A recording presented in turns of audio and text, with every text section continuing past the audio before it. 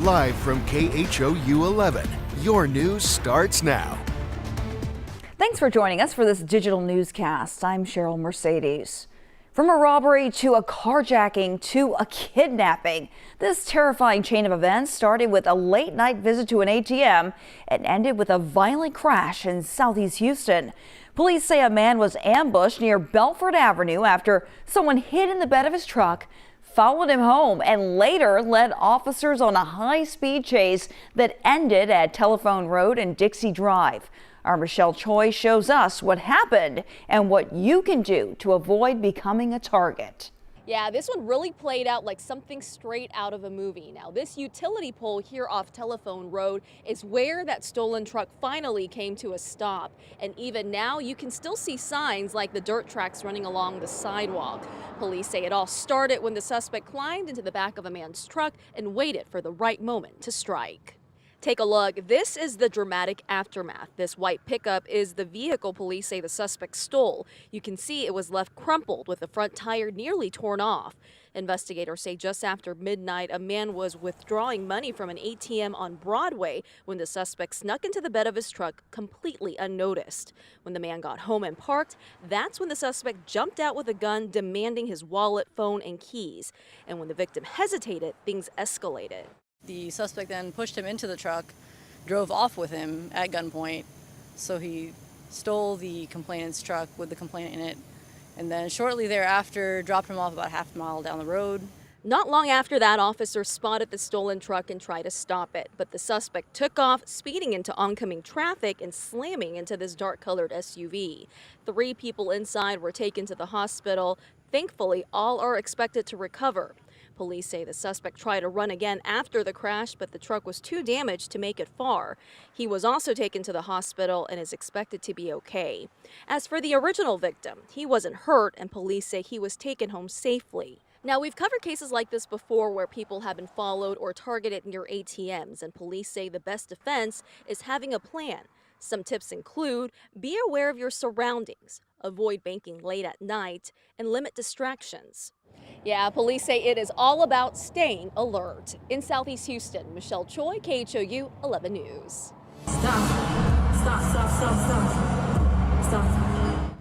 A scary moment during Beyoncé's first Cowboy Carter show at NRG last night. Lifted into the air, the car she was on appeared to stop and tilt to the side. Eventually, she was lowered, taken off the car, and finished the show on stage. Let's head out to NRG Stadium for the final night of Beyoncé's Houston stop. Troy Kless is live there. And Troy, what are fans saying about last night's unexpected scare?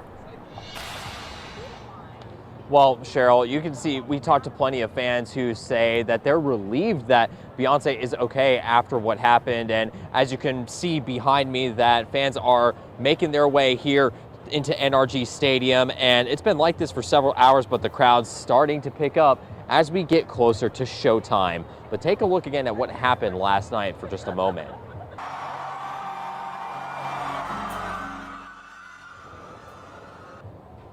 And there it is. You can see the car dangling, which again paused the show briefly while Beyoncé was lowered down. Now tonight, fans lining up as early as 3:30 here outside of NRG Stadium to get onto the floor seats. Now, because Beyoncé has brought out surprise guests on her tour like Jay-Z in the Paris show, fans I spoke with are hoping for a similar surprise tonight.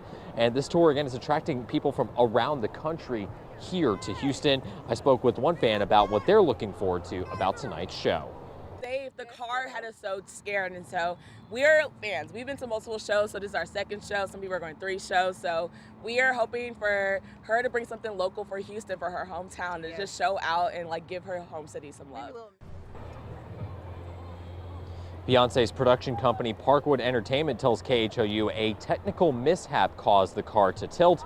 No one was injured. Beyoncé was lowered down and the show continued. And take a look out here. You could see that many people are still excited. The Beehive is going to be strong again for night 2. And as you just heard, many people are hoping for a surprise, maybe a Houston-based artist featuring in the show, but fans are going to have to wait and see what happens tonight, and we'll have the full story about night 2 of Cowboy Carter Tour at 10. Reporting live at NRG Stadium, Troy Kless, KHOU 11 News. Yeah, let's hope that's the type of surprise they get tonight. Thank you so much, Troy. Well, if you were out and about today, you may have gotten caught up in this. It's been a wet and stormy afternoon across the Houston area. Here's a look at 3 different snapshots of today's showers. First, from our TransStar cameras around noon at the Katy Freeway at Silver. You can see the soaked roads as cars drove by, kicking up water there. Next, our tower camera at Westheimer caught dark clouds there rolling in that were casting rain shadows across the area. And check out this one. Our show producer Clarissa shot this video from our station garage on her way into work. And you can see the rain just pouring down, lightning flashing, and listen to this.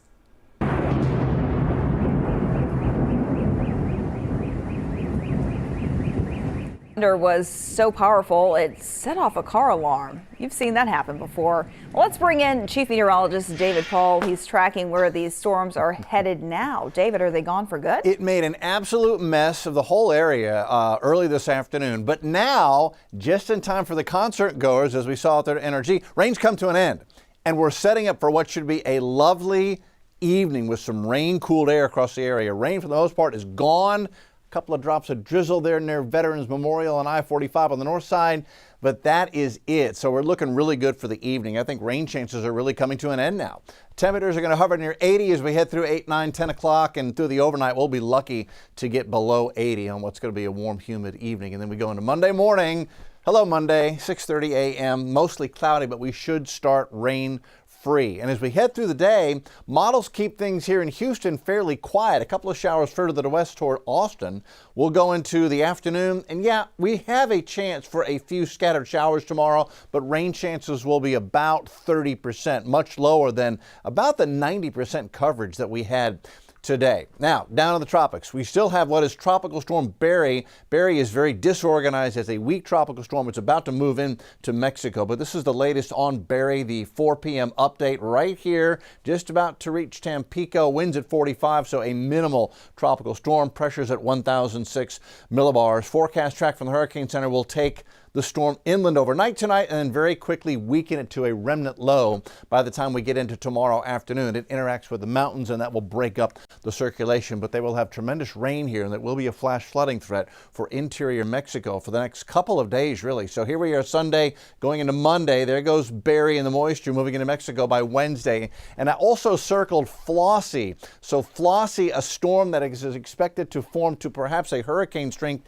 in the Pacific. This one is forecast to miss Cabo San Lucas and stay south of Cabo as the moisture from Barry goes on in. So those are those two systems as we head into Wednesday and Thursday and Friday and Saturday. Flossie fizzles out and what's left of Barry is gone. However, off the coast of Florida or around the coast of Florida, there is a new spot. This is new that the Hurricane Center will be watching for the next 7 days. 20% chance, they say, that something forms here, either on the Gulf side or the Atlantic side of the Florida Peninsula over the next several days. So let's look at the modeling on this. Here we are now with scattered showers around Florida. Nothing's formed at the moment.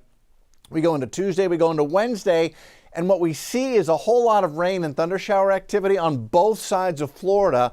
But models at the moment are not aggressive with developing a low, at least not at the moment. That's Wednesday. We'll go into Thursday, we go into Friday, and still, maybe a weak low tries to form here, but whatever is going to form here over the next several days is going to be slow to do so. There's Houston just to set your bearings, but this will be the area that we are watching as we head through the next few days to see if anything tropical can form there. Rainfall potential now through Thursday. A lot of rain expected over Florida. A lot of rain from Barry into Tampico and interior Mexico. But for the Houston area now through Thursday, now that we had this really heavy rain day today, rain chances are going to drop significantly. Only maybe 1 or 2 tenths of rain expected now through Thursday. One of the factors is that dust is just about to move in. It moves in tonight. Tomorrow and Tuesday and Wednesday are expected to be hazy as this round of dust from the Sahara comes on in. That will help to lower rain chances as well. So here's Monday's numbers. Humid in the morning, 91 by noon. I'll go with a 30% chance for a couple of thunder showers. Otherwise hot and humid tomorrow. High temp going up to 96. The extended forecast Tuesday, Rain chances drop down to almost zero. We'll call it less than 10%. Tuesday and Wednesday, we get dusty and hot. Thursday, a 20% rain chance. Friday is the 4th of July. 20% chance for a scattered shower. Everything should end in time for fireworks in the evening on Friday. And then next weekend looking good. Mid-90s, just firecracker hot, but no big weather systems expected to impact us for the next 7 days. Cheryl, I think today was the big show as far as the wet weather for the rest of the next 7 days as things are looking to settle down. Back to you. All right, glad to hear it. Thanks, David. Well, you can be the first to know anytime bad weather heads your way. Just scan the QR code right there on your screen to download the KHOU 11 Plus app and be sure to turn on those push notifications. Let's take a look at some of today's other top stories. In North Texas, a man is in custody after reportedly falling asleep behind the wheel of an 18-wheeler, setting off a violent chain of reaction of crash that killed 5 people and left several others hurt. It happened Saturday afternoon in Terrell, about 40 miles east of Dallas. According to DPS officials, 7 cars were involved, including 3 18-wheelers. They say 27-year-old Alexis Gonzalez Campione fell asleep and slammed into an F-150 carrying 5 people before crashing into several other cars. 4 people in the pickup were killed. A 5th passenger was airlifted in critical condition. 1 person in another car also died. Gonzalez Campione is facing 5 counts of manslaughter. AT&T customers, you could be getting a letter in the mail about a data breach involving your personal information. Several class action lawsuits claim AT&T failed to properly secure customer data during 2 breaches, one in 2019, another in 2024. Now, while the company denies any wrongdoing, it's agreed to pay $177 million to settle the claims. Starting August 4th, eligible customers can file for compensation, so you could receive up to $5,000. Head to KHOU.com to see if you qualify. Starting next month, some Americans will see smaller Social Security checks. The agency says it overpaid millions in recent years, often due to miscalculations or underreported income. To resolve those funds, the Social Security Administration is increasing how much it withholds from overpaid recipients' checks from 10% to as much as 50% in some cases. Recipients can request a waiver if they weren't at fault or can't afford to repay the money. Well, here is a live look at the U.S. Capitol in Washington, D.C., where senators are actively debating President Trump's so-called Big Beautiful Bill. This follows an overnight vote to advance the legislation, kicking off what's expected to be a lengthy process as GOP leaders push for final passage. CBS News' Willie James Inman has the latest. On Capitol Hill, the Senate continues to hash out President Trump's so-called One Big Beautiful Bill. The yeas are 51, the nays are 49. The motion is agreed to. In a 51-49 vote, the Republican-led Senate advanced the bill late Saturday after an hours-long vote, moving it one step closer to passage. 2 Republican senators, Tom Tillis of North Carolina and Rand Paul of Kentucky, joined Democrats in opposing advancement of the bill. Senate Minority Leader Chuck Schumer forced a reading of the entire 900-plus page legislation, delaying what is expected to be hours of debate. There is not expected to be a vote on the bill until Monday. The legislation extends tax cuts from President Trump's first term, removes taxes on tips and overtime, and increases spending for defense and border security. Opponents of the bill argue it would make significant cuts to Medicaid and food stamp programs. On Sunday's Face the Nation, members of Congress had differing views of the bill. You can put as much lipstick on this pig as you want. This will be a political albatross for the Republicans. Why? Because it takes 16 million Americans off of health care coverage with cuts to Medicaid and cuts to the Obamacare marketplace. Are you going to vote again for final passage if it looks like this? What I'm voting for is a border security measure, $80 billion, $12 billion to reimburse states like mine. I'm voting for $150 billion that will go to our Department of Defense. The president has repeatedly told Congress he wants to see his big, beautiful bill passed by the 4th of July. Willie James Inman, CBS News, Washington. And touchdown. We have a beautiful touchdown of the New Shepard booster. Welcome home, NS-33 booster. It's great to see you there on the landing pad. Early this morning, the Blue Origin booster from Flight NS-33 touched down in Van Horn, Texas.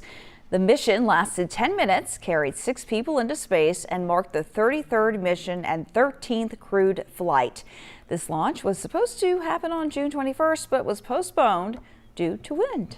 Thank you so much for joining us on KHOU 11 Plus for this digital newscast. We'll have more for you coming up tonight on TV at 10 o'clock. And don't forget, tomorrow we are launching our new streaming morning show. That's right, we are expanding KHOU 11 Morning News by 2 extra hours on KHOU 11 Plus from 7 a.m. to 9 a.m., bringing you weather, traffic, and all the morning headlines and much more. Download KHOU 11 Plus on your TV and watch for free.